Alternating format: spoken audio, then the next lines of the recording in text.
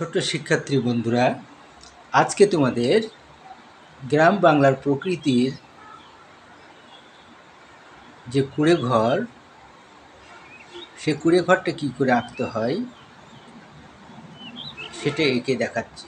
দেখো, ঘর আঁকার পরে দরজা জানালা, দুই পাশে আর একটা বন্ধু ঘর,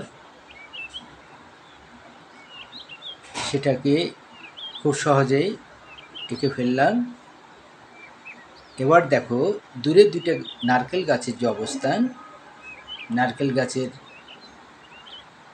কাণ্ডটা দুটো টানেই কীভাবে আঁকলাম, সাথে সাথে পাতার যে শেপগুলো, রেখাগুলি কেমন হয় এগুলো আগে দিয়ে নাও। তারপরে পর্যায়ক্রমে নারিকেল গাছের নারিকেল,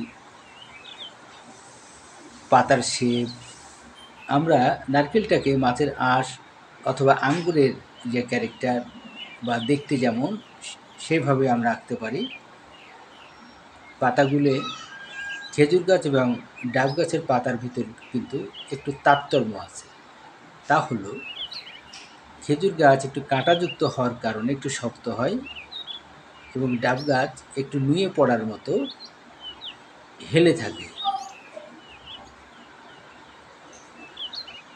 থাকে। দেখো, দিগন্তে রেখা টানার পরে পেন্সিলের দু চারটা আঁচড়ের ভিতর দিয়ে কিন্তু দূরের দৃশ্য করা হয়েছে।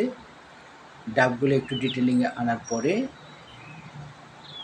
পাতাগুলোর শেপগুলো আরেকটু আলো ছায়ার আধিপত্য বাড়িয়ে প্রকৃতিটাকে আরেকটু উজ্জ্বল করার চেষ্টা করছি। যতই তুমি ডিটেল করবা, আস্তে আস্তে প্রকৃতিটা খুব চমৎকারভাবে ফুটে উঠবে। পেন্সিলের 2B, 4B, 6Bর ব্যবহার আমি কিন্তু এখানে শুধু 6B দিয়ে ড্রয়িং করছি বা আলো ছায়া দিচ্ছি বা টোন দিচ্ছি। পেন্সিল দিয়ে যে আলো ছায়া দেওয়া হয় সেটাকে টোন বলে। আমরা যেরকম গানে সুর দিই, ঠিক তদ্রূপভাবে একটি ছবিতে যখন টোন দিই, আলো ছায়া দিই, ঠিক একই কথা কিন্তু প্রযোজ্য। গানে যেমন সুর থাকে, ছন্দ থাকে, তাল থাকে, তদ্রূপভাবে টোনের মাধ্যমে একটা ছবিতে সেরকমই একটা ব্যাপার ঘটে।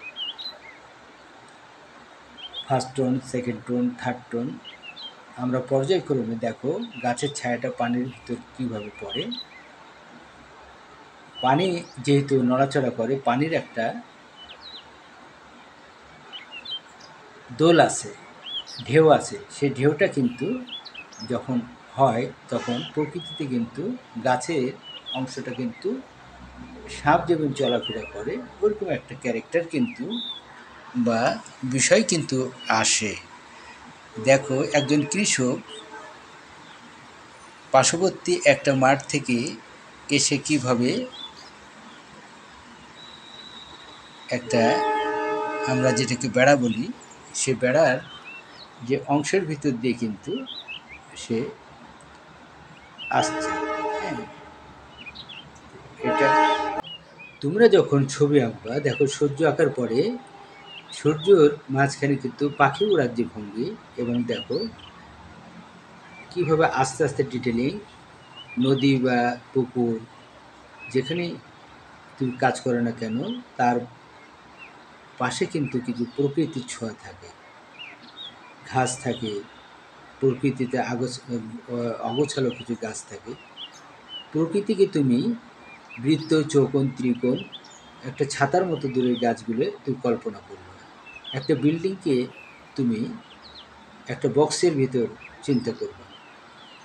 একটা চালাকে তুমি যেভাবে লিখি সে চিন্তা করবে। আজকে এ পর্যন্ত।